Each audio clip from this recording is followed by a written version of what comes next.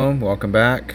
We are continuing to work through the Rock of a Sure Foundation, and we're up to chapter 27 in the NazActs Book 1. I guess I haven't mentioned this for quite a few videos, so I might as well mention it. There's a link in the description of this video and every one of these videos where you can download a free copy of this book in PDF form. It's just a Dropbox link, and just click on it and you can download the PDF. If you want the print version, there's also a link in the description that takes you to Amazon, where you can buy a print-on-demand copy of this book for less than $18. I'm not trying to sell you anything to make money off of you. I think I make like 30 cents on each one of those books, so it's not like I'm trying to profit off of you or anything like that. I'm essentially giving it to you for cost. So $17.77 for almost an 800-page book. That's fairly decent deal. So anyway, I just want to mention that. I also want to mention, have somebody ask about the whole issue of the sacrifices. This is something Peter gets into later also. That's not the only time he mentions it, about sacrifices not being part of the original law. I've done several videos on this subject, and to some extent you kind of just have to listen, because it takes a while. Peter, in the previous I guess about 2 videos back, when we were looking at chapter 15 and 16, he was talking about how there are things in this world that keeps you from being able to see the truth, and some of those are incorrect presumptions, wicked opinions, and that sort of thing. There are things that we were taught. There are things that we were taught in church. There were things that we were taught our whole lives about the Scripture and about God and about reality and the way it is. And some of those things we hold to be as the absolute truth, that are not necessarily the absolute truth. And so you almost have to deprogram yourself in a way.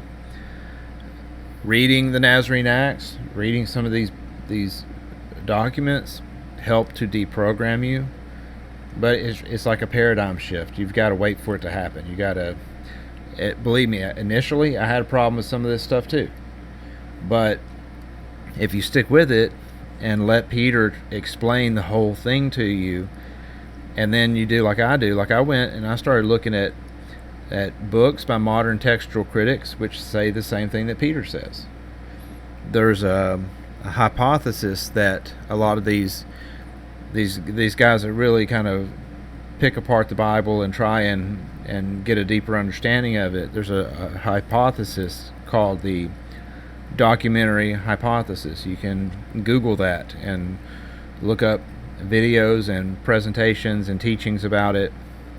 But essentially they're looking at the various layers within the Bible, and so they can tell if a part of the Bible is older, they can tell if a part is newer. They can tell if new things have been inserted into the text that were not there originally. And all of these modern textual critics who have spent the last 200 years studying this and trying to really kind of drill down to be able to see these various sources and these various layers of interpolation that's been added, they all say that the very last thing added to the Scriptures were the sacrificial system. They're all in agreement on this, that the sacrifices were not part of the text. And the thing is, the modern textual critics, they just figured that out in the last 100 years. Peter was saying this almost 2,000 years ago here in this text. So how did Peter know something? Peter says Jesus told it to him, so he's actually getting it from Jesus. So how did Jesus know about the documentary hypothesis before it was ever even invented? No one was talking about it. Well, it's because Peter tells you, because he's the one person who knows the end from the beginning. He knows everything that was, everything that is, and everything that will be. So he knew. And this falls into what he was saying in chapter 16. Once you've determined that he's the true prophet, once you've determined that he's the Messiah, it behooves you to believe him in all things and not to, question every little thing he says. Because when you do that, when you're just like, I'm just going to believe him, and then you start looking for evidence to confirm what he says, you'll find it.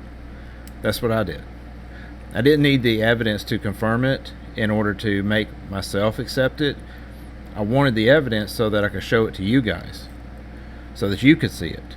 And that's what's in those other videos. Like, I'm not putting it in this video because this is about reading the text of the Nazarene Acts. But those videos are out there. I'll see if I can...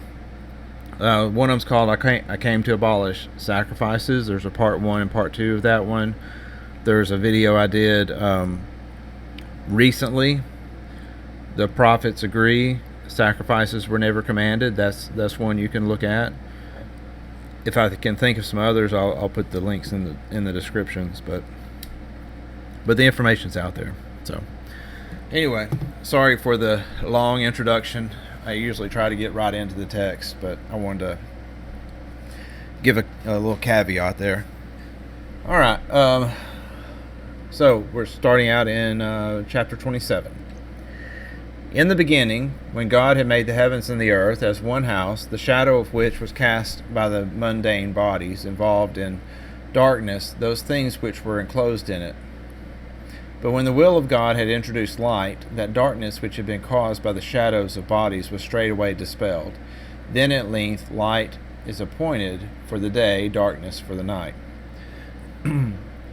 One thing I want to point out here is that darkness is the default condition of this world. So if you remove God, you remove the light, all you have is darkness.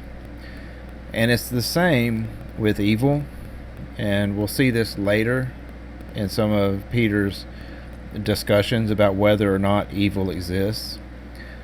Darkness doesn't really exist.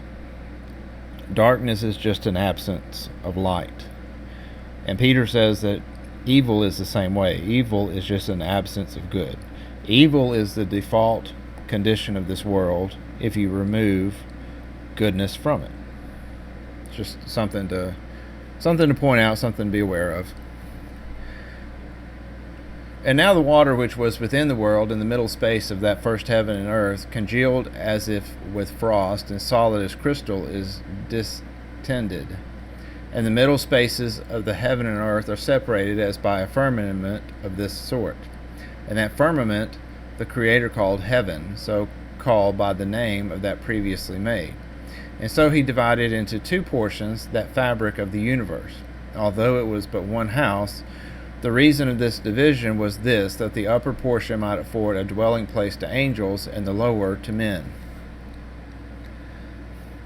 After this, the place of the sea and the chaos which had been made received that portion of the water which remained below, by order of the eternal will, and these flowing down to the sunk and hollow places, the dry land appeared, and the gatherings of the water were made seas. And after this, the earth which had appeared produced various species of herbs and shrubs. It gave forth fountains also and rivers, not only in the plains, but on the mountains. And so all things were prepared that men who were to dwell in it might have it in their power to use all these things according to their volition, that is, either for good or evil. So this is a reference to what I was talking about before, is you're given free will. God gave us free will. Some people use that for good, some use it for evil. But all these things were provided for us so that we have it in our power to choose. If God gave you no choice but only to do good, then that's not free will. If he would strike you down with a bolt of lightning every time you did something bad, that's not free will. People will ask, well, why does God allow people to do this or to do that? What do you think he's going to do? Do you seriously think that every time somebody has an evil intention in their heart, they should be struck down, struck dead?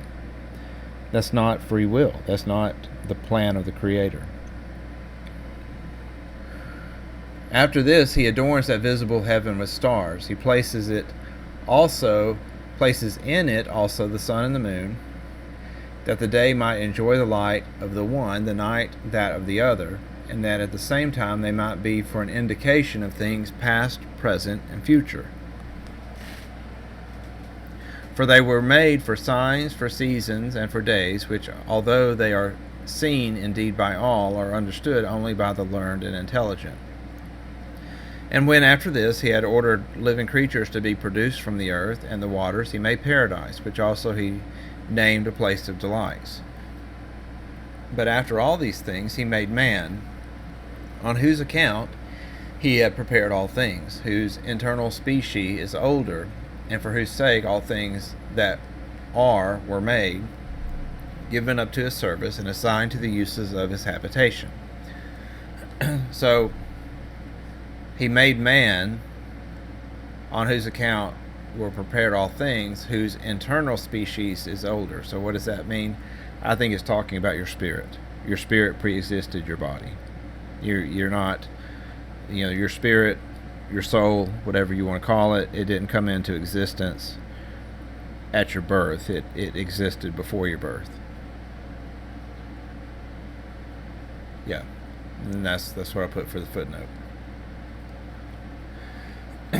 All things therefore being completed, which are in heaven and in earth and in the waters, and the human race also having multiplied, in the 8th generation just men who had lived the life of angels, being allured by the beauty of women, fell into promiscuous and illicit connections with these.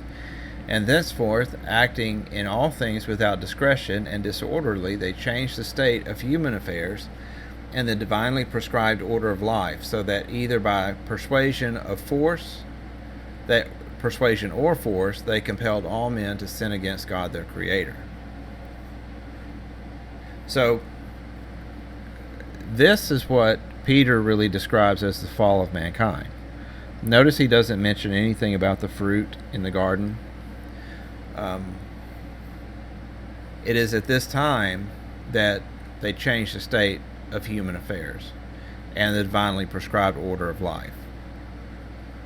They compelled all men to sin against God their Creator. So the fall of mankind, according to Peter, happens here. It's not in the garden with the eating of a piece of fruit. In the 9th generation are born the giants, so called from of old, not dragon-footed as the fables of the Greeks relate, but men of immense bodies, whose bones of enormous size are still shown in some places for confirmation. But against these the just providence of God brought a flood upon the world, that the earth might be purified from their pollution, and every place might be turned into a sea by the destruction of the wicked.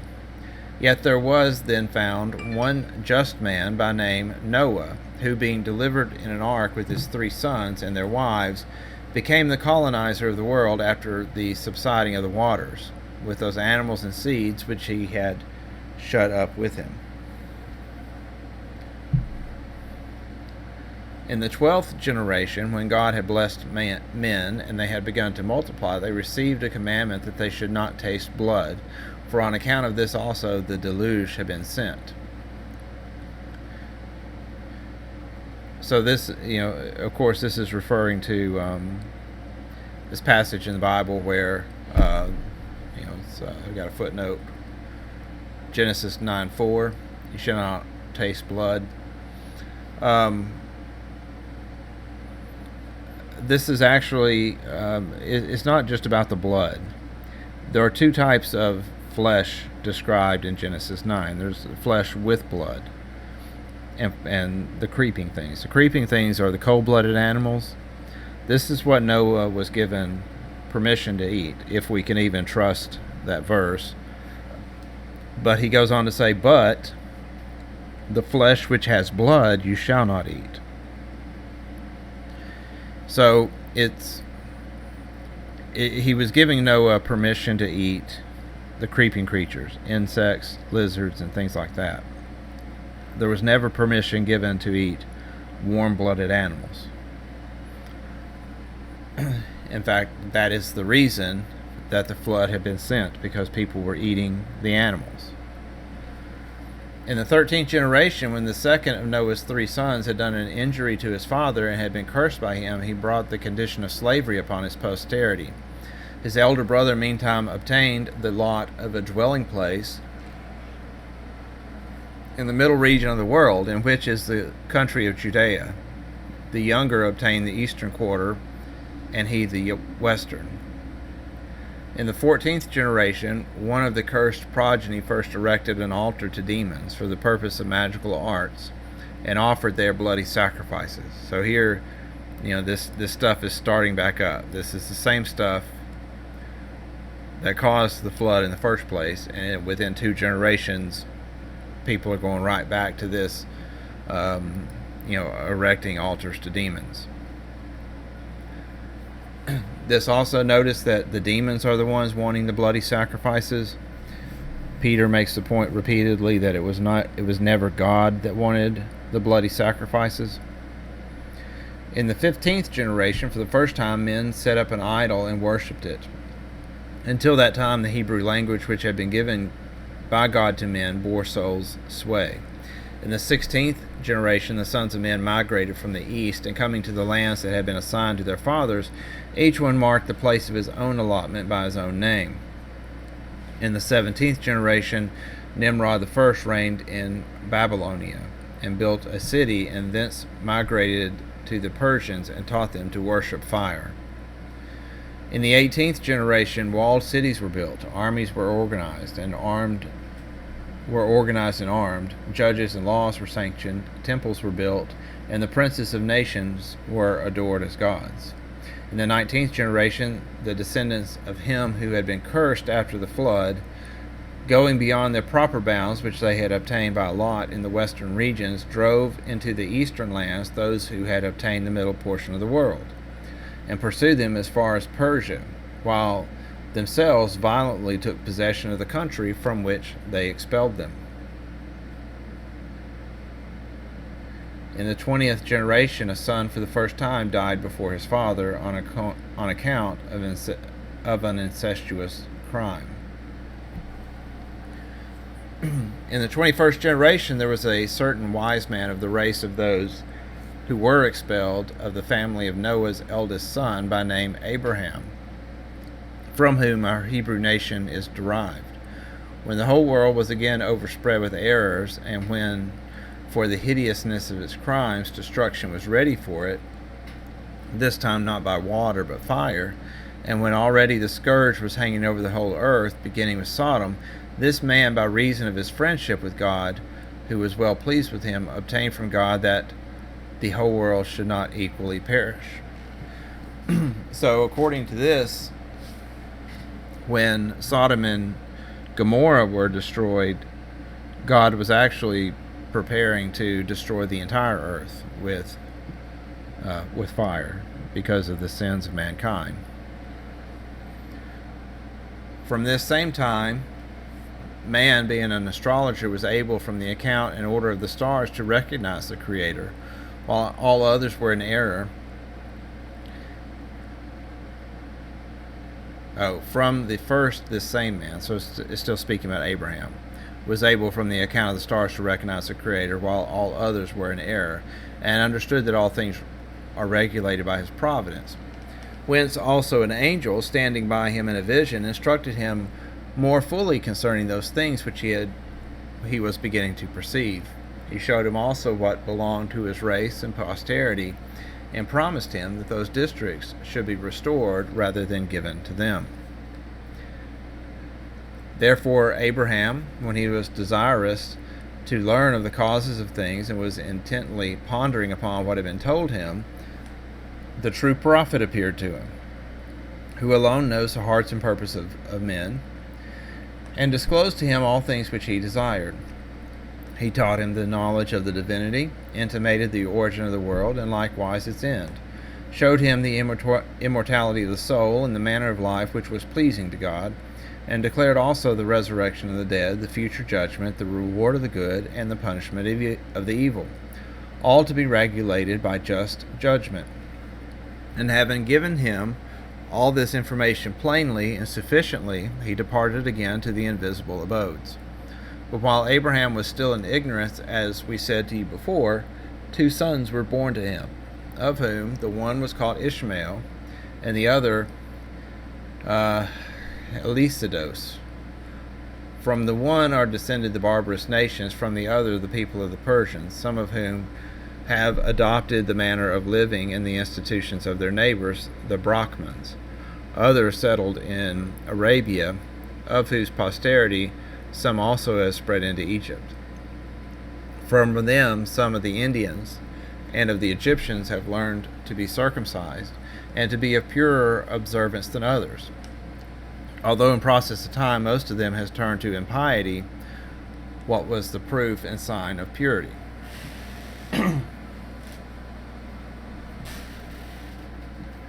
Nevertheless, as he got these 2 sons during the time when he still lived in ignorance of things, having received the knowledge of God, he asked the just one that he might merit to have offspring by Sarah, who was his lawful wife, though she was barren.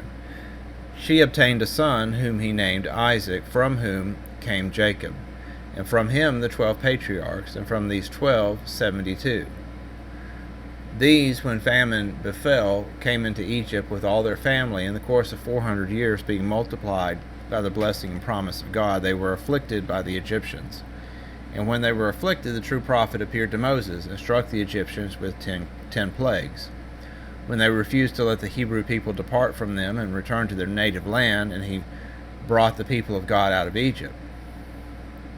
But those of the Egyptians who survived the plagues, being infected with the animosity of their king, pursued after the Hebrews. And when they had overtaken them at the seashore, and thought to destroy and exterminate them all, Moses, pouring out prayer to God, divided the sea into 2 parts, so that the water was held on the right side and on the left, as if it had been frozen, and the people of Yahweh passed as over a dry road. But the Egyptians who were pursuing them, rashly entering, were drowned. For when the last of the Hebrews came out, the last of the Egyptians went down into the sea, and straightway the waters of the sea, which by his command were held bound as with frost, were loosened by his command, who had bound them, and recovering their natural freedom, inflicted punishment on the wicked nation. All right, so that brings us up to chapter 35. So we'll pick up here next time. Thank you for listening. Shalom.